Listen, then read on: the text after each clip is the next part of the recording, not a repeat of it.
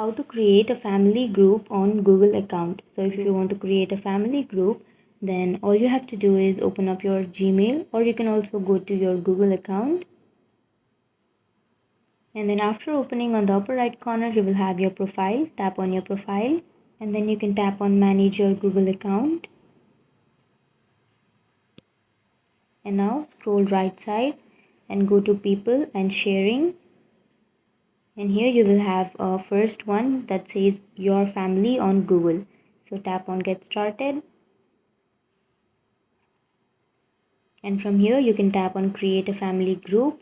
And now you can tap on confirm. And then you can tap on give access.